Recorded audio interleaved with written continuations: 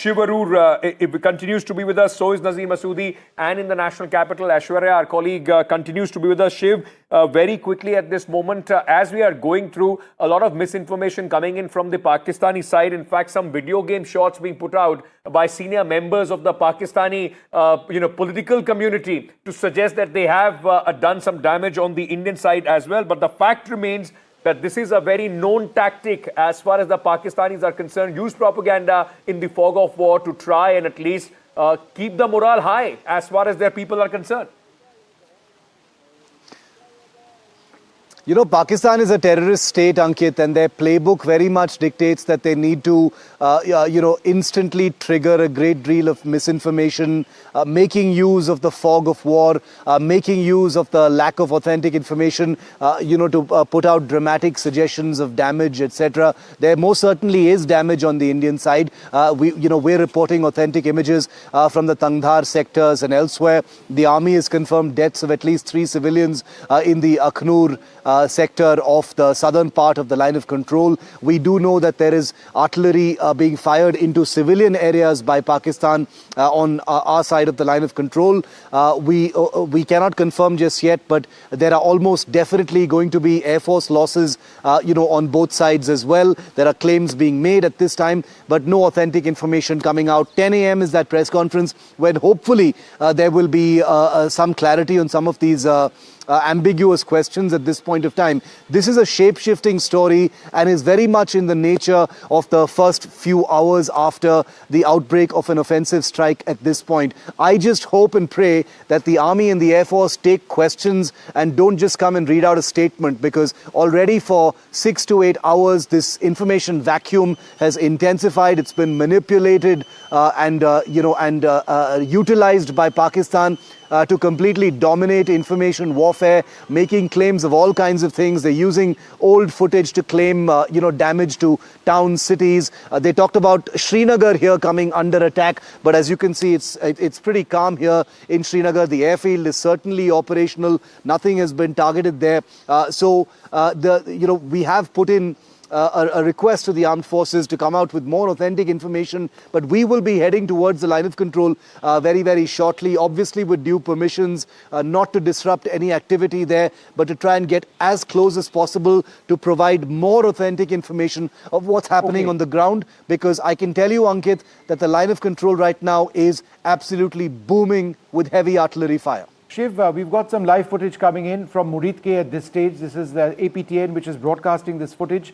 I think Shiv makes a very important point, and the point is this, that at a time when information warfare is very much a part of modern conflict, we've seen this in the 2019 case during Balakot, when there was a great deal of fake news which is coming out of Pakistan and an information vacuum over here in India. It is important that that information vacuum which presently exists in India by way of accurate information is dispelled, that we do get confirmed information. There are few statements coming in from the armed forces, but these are few and far between.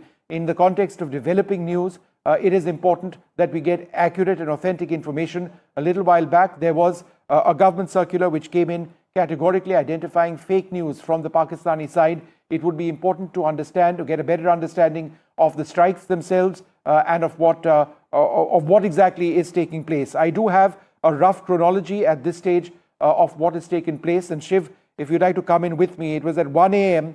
that the Pakistan Standard Time that the first news of the strikes on India, by India, took place. The first images started coming in by about 1:10 Pakistan Standard Time. I believe that's about half an hour behind us. The confirmation of these took place at about 1:13 Pakistan Standard Time, shortly after 1:30 a.m. IST. The government of India at 1:44 p.m. IST came out with a statement identifying 9 areas which have been struck: Bahawalpur, Sialkot, Muridke, Muzaffarabad, Gulpur, Bhimber, Chakamru, which is Narowal, it's in Punjab or opposite Punjab, Kotli, and a camp near Sialkot. At 1:51 IST, the army officially acknowledged Operation Sindoor, which is taking place. Since then, there has been, combat air patrols which have been flown. There has been a lot more which has been happening. And I think the point, Shiv, you might want to come in on this, is that it's not necessarily over. That's correct. This is still an unfolding story. It's definitely far from over because remember that Pakistan has begun a retaliation. India is, of course, hitting back. Let's never for a moment make it seem like India has fired all these missiles at those Pakistani targets and now it is Pakistan retaliating. There is a very heavy engagement of fire, like I just explained, on the line of control. Vishnu, as you and I are both hearing, there are possibly Air Force losses as well, which we will report only once we get authentic information both from Pakistan side and India's side.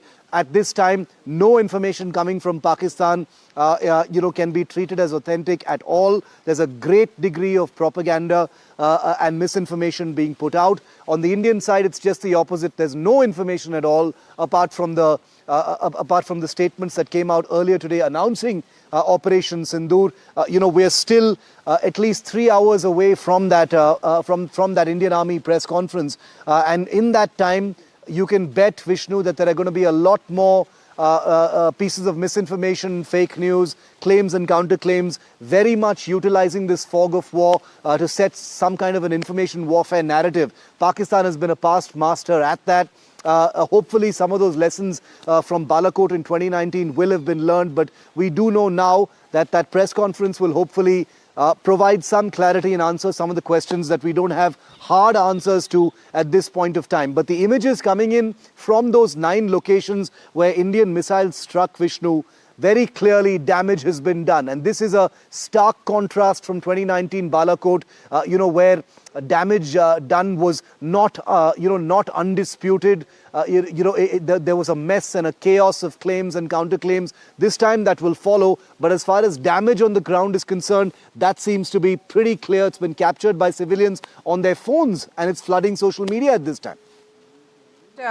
And let me bring in Sunil Prabhu now, who's reporting from outside Defence Minister Rajnath Singh's residence. Remember, it was Defence Minister also who had put out a tweet where he said, Jai Hind Ki Sena. The message was about celebrating the Indian Armed Forces. Sunil, where you are, let's discuss the phrase, this name of this operation, Operation Sindoor. Ankit and I has been talking about the word Sindoor, which is so symbolic of what Indian brides and Indian culture and Indian tradition, the word Sindoor. And if you can elaborate on that, the fact is that everybody has been taken by surprise, including Pakistan. That's right. The important thing, as you rightly pointed out, everybody has been taken by surprise. Everybody knew that there was going to be a retaliation. The question was the timing.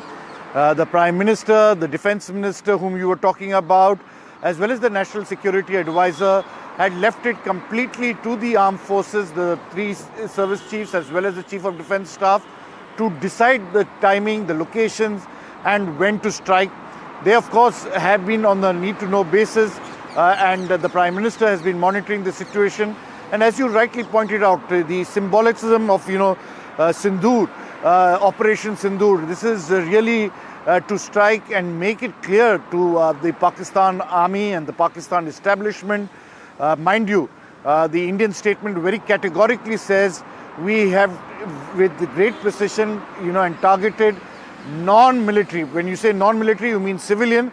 But we, in our understanding, are the places which have been the root or the source of terror in Pakistan-Occupied Kashmir, in the Pakistan state, and that's the reason why we have done it. So very, very important for Operation Sindoor. The name itself, as you rightly said, the significance. We saw a lieutenant in the Navy losing his life, and it's in that backdrop that, things have played out in the way it is. So definitely the way India has avenged it was expected. It was retaliatory. The big coming in, I'll just interrupt you for half a second. The Defence Minister Rajnath Singh has spoken to all the 3 service chiefs after Operation Sindoor was conducted late at night. The situation was discussed according to sources. Remember, India has put out a statement on Operation Sindoor where we have said that these were non-military targets which were targeted, which were hit by the Indian Army, and these were non-escalatory targets. That was our reading of it. But there has been an escalation along the line of control on the international border, perhaps expected. But the Defence Minister has been in touch with the three service chiefs shortly thereafter, and we do know that the Prime Minister has been monitoring all of these operations as well. Absolutely. And Shiv, if I can bring you in, what happens from here on? There is, Pakistan has already taken the escalatory route by targeting, civilian areas and, of course, our army posts on the LOC and the international border. But does this go any further? Now it all depends on Pakistan, because it's only the terror targets which have been hit. And if Pakistan, though it has been exposed numerous times, if Pakistan does take a bigger step, it only tells the world that this is the price that they are ready to pay for terrorists on their land. Very correct, Ankit. The instinctive reaction, the instinctive escalation by Pakistan, is a long-worn confirmation by Pakistan that it acknowledges that these terrorist seminaries in Bahawalpur, Muridke, Muzaffarabad, Chakoti, Kotli, etc. are state assets. Pakistan has long tried to distance itself from Hafiz Mohammed Saeed and Maulana Masood Azhar, but the very fact that an entire military has reacted in this escalatory manner to restrained strikes on non-military targets, non-economic targets, but terrorist targets, very clearly establishes an open, dirty secret that's been known by every country of the world and not acknowledged only by countries like Turkey and China, which are also sponsors of terror with their association with Pakistan. But let's be very clear about one thing. This is Pakistan. This is Pakistan taking ownership of terrorist infrastructure. Huge billions of dollars given to Pakistan in aid from countries like the United States and others have gone into building up the very terror headquarters that we see now smashed to smithereens on our screens, whether it is in Bahawalpur or in Muridke. There is every hope in every Indian heart that, terrorist masterminds like Hafiz Mohammed Saeed and Maulana Masood Azhar, have been evaporated in these attacks. But I'm skeptical. We've got to be realistic, separate emotions while we report that it is unlikely that any big terror masterminds would have been killed, because these high-value target areas would definitely have been evacuated of any important or high-value targets. Pakistan doesn't put a premium at all on foot soldiers. So if any terrorists have been killed, we will get to know soon, or maybe we won't get to know given misinformation and obfuscation by Pakistan. But very clearly, the Pakistan military stands for its terrorist infrastructure. The people of Pakistan know that. The world sees it now as well. I think there's a key point over here, Shiv. In terms of the attacks themselves, these are the biggest attacks India has conducted on Pakistani territory and Pakistan-Occupied Kashmir, which of course is Indian territory, since the 1971 war. The strike on Bahawalpur, about approximately 150 kilometers to the west of Rajasthan and Punjab, indicates how deep it is. We've never struck a target that far west in the past. In terms of sending a strong message, a decisive message, this is absolutely huge. We will, over a period of time, get into the nitty-gritty. But the fact that India is now willing to get into missile strikes against any number of Pakistani targets sends perhaps the strongest signal of all that India will be undeterred. And that's something that Pakistan will have to accept, irrespective of news coming in of losses of lives on our side. Very correct, Vishnu. The fact that these are deep targets, not shallow strikes, not even Balakot, which was in Khyber Pakhtunkhwa, but in, Pakistani Punjab and, places like Bahawalpur, Muridke, Sialkot, Muzaffarabad, big cities. These are not just terror camps. Some of these terror targets in POK, etc., are large terror camps. No launch pads have been targeted. No small fry targets have been struck by those Indian missiles. Terror camps are large, multi-acre facilities, where training and consolidation of terrorists happens before they are sent to these launch pads, which are about 8 to 10 kilometers from the line of control. So these are a good 15 to 20 kilometers inside. The cities in the Pakistani mainland, like you rightly said, are anywhere between 40 to 150 kilometers inside. So this is a complete flex as far as standoff weaponry being used by the Indian Armed Forces. You've reported this in depth as well, Vishnu, whether it is the Scalp cruise missiles, whether the Hammer precision strike weapons on the Rafales, loitering munitions of some unspecified kind used by the Indian Navy, probably deployed from drones. All of this, is clearly demonstrative of new weaponry technology, some of it acquired, in the post-2020 period, starting with the India-China standoff being brought to bear in this particular fight. The Indian Air Force had procured some of this equipment precisely for missions of this kind, and that's what's happened, Vishnu. I think what we need we will be reflecting on over a period of time, we're waiting for government confirmation, is the nature of the air battle which has taken place. Some reports of hits on Indian aircraft. We cannot confirm that at this stage. What we will need to do is try and get through this fog of war sort of situation to try and understand whether there were air duels or an air battle between the Indian Air Force and the Pakistani Air Force. That's an important piece of data which we are still awaiting information on. Meanwhile, what we can confirm is 3 Indian civilian casualties, an extensive Pakistani indiscriminate firing along the line of control and the international border. But the message from India has been sent completely. We've now got 3 hours to go for that all-important press conference. It's being hosted by the Indian Army, where hopefully there should be more detail. And that will be followed by the Cabinet Committee on Security meeting, which will be chaired by the Prime Minister. There'll be in fact, let's listen in to one of the grieving wives' response after this Operation Sindoor. Remember, the significance of Sindoor, the word cannot be missed. In Pahalgam, when these tourists were on vacation, there were women, couples, young couples on honeymoon. They were separated, women separated from men, and men were targeted. And that's why the significance of Sindoor cannot be missed, because it's the women who have lost their husbands, children who have lost their fathers.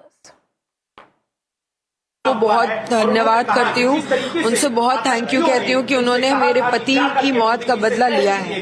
तो उन्होंने कहा कि हमने अपनी बात अपनी सरकार तक पहुंचाई और सरकार ने उसका बदला लिया और आज उनकी धन्यवाद कहूंगी। मैं बहुत छोटी हूँ, उन्हें कुछ भी कहने या नहीं कहने वाली, लेकिन हाँ, जिस तरीके से हमारे पूरे परिवार को उन पे विश्वास था, उन्होंने उसी तरीके से जवाब देके हमारे विश्वास को कायम रखा है। And I am really thankful. जिस तरह से आपसे आतंकी में बात की। बिल्कुल सर, असली श्रद्धांजलि, और शायद वो आज जहाँ पे भी है, आज वो शायद थोड़ी शांति में होगा। There were 3 young couples who were there for honeymoon. Among them was the lady that you heard. She lost her husband. Remember, the message that is coming in from the government, from the armed forces, is that they have struck only terror camps. None of the military, civilian or economic installations in Pakistan have been hit. These are known terror camps, known terror hotbeds of Pakistan which have been hit. Hey, some breaking news. Yes. Some breaking news. Sorry, Maria, I'm interrupting. I don't mean to be Please go rude. The Indian Army has responded very effectively to ceasefire violations by the Pakistani armed forces where artillery guns were used. The Pakistan Army has suffered casualties in the strong retaliation by Indian Defence Forces, is what our sources are telling us at this stage. And this is exactly what we have been reporting since morning of how India has very effectively retaliated to this escalation Pakistan on Army the has LOC suffered and casualties. the international border as well. That's So the key point over here is that our sources are indicating right now, defense sources, that the Pakistan Army has suffered casualties as well. So again, let me just go back to Shiv on this. Let's reflect, Shiv, on this particular point. There was an official statement of the Indian Army indicating that we've had casualties among Indian civilians on our side.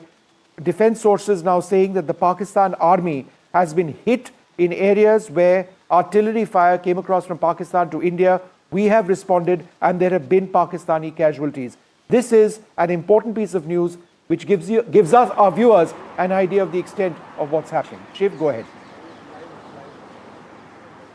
And Vishnu, I just want to add a bit of detail to that. We've just got a confirmation from our contacts, information that we're allowed to use right now, that the artillery firing that's taking place in Kupwara sector, we won't name the posts obviously, but Kupwara sector and Rajouri-Poonch sector are two places where the Indian Army is reporting extensive damage on the Pakistani side. There are expected to be heavy casualties at these Pakistan Army posts as well. No official information has come out yet. I'm only relaying what the Indian Army contacts are telling us here in Srinagar. So Rajouri, Poonch in one, we'll get a map to highlight that right now to talk about that escalation, and Kupwara sector, and there are images of that artillery fire where there have been some casualties on the Indian side as well. But I can confirm that significant casualties and damage have been inflicted on the Pakistan Army posts opposite Kupwara and Rajouri-Poonch at this time. I also wanted to, very quickly point out to all of our viewers, Vishnu, since we were talking about it just a short while ago, that Pakistan's Defence Minister Khwaja Asif has retracted his earlier comment where he talked about how prisoners of war have been taken from the Indian side. He had made that comment on Twitter. He had said it in media. He has rolled back that comment now. He has clarified on it, saying nobody has been taken captive, and he has clarified on media. So that should give you a sense of the kind of top-level misinformation, unverified propaganda that is happening there. Khwaja Asif, of course, is a motor mouth, highly unreliable at the best of times, a bit of a cartoonish character. But for the Defence Minister of Pakistan to make a claim of that kind and then roll it back in full public view on Pakistan media right now, I think it tells you exactly where things are at as far as this form of war is concerned. Not at all surprising, Shiv, isn't it? Not at all surprising at all. This is not the first time, not just Khwaja Asif, but other members of the Pakistani government have made such claims and have retracted them. But important thing, like you are saying, he has said that there is no prisoner of war or any Indian soldier who has been captured as far as this operation is concerned. This would also signify that this time, largely, and possibly the confirmation will come when at 10 a.m. when the press conference does take place, that these missiles and these attacks have taken place from within the Indian borders. It's not that, like the Balakot airstrikes that we have crossed over into Pakistan and then have hit some targets. This will also be a very significant, in fact, information or clarification coming in, when the press conference does take place. Sunil, go ahead. Very, very true, Ankit. At this point of time, I just want to report that there are in motion. Escalations will be taking place on the line of control. We will not be reporting on any specific movements of any kind. There are air movements taking place in different parts of Jammu and Kashmir right now, simply because this is an evolving situation here in Jammu and Kashmir. I want to make it very clear to all of our viewers, Ankit and Vishnu, through the both of you and us reporting on this story, that remember that the kinetic actions against Pakistan have not been confined to airspace over Jammu and Kashmir alone, but Punjab, Rajasthan sectors as well. That is where, missiles actually flew into Pakistan from as well. There is an aerial, a long-range aerial battle of sorts that appears to have played out earlier this morning, with the possibility of aircraft losses on both the Indian and Pakistan side. We do not have a confirmation on that and do not want to conjecture on any numbers or specifics until we have, authentic information, because as Vishnu and I were discussing a moment ago, this is a serious business, not a matter of speculation. When there is an escalation of this kind, this bears repeating often, because we still have viewers joining us this morning right now, that when India decided to take this landmark punitive action of missile strikes against Pakistan and Pakistan-occupied Kashmir targets, it was always factored in that there could be the possibility of losses, whether damage on the line of control, whether aircraft losses, whether missiles fired at India. All of this is war-gamed and taken into account. So I I beseech all of our viewers, this is an emotional time when you're going to be bombarded with information from all sides, especially misinformation on social media. But here on NDTV, I promise you through our coverage, we will filter out the nonsense, the misinformation, the myths, the fake news that are coming in from the outside, and will only give you authentic information. War is too serious a business for the propaganda that is emanating from the other side, and that's why we will give it to you straight, only from official sources.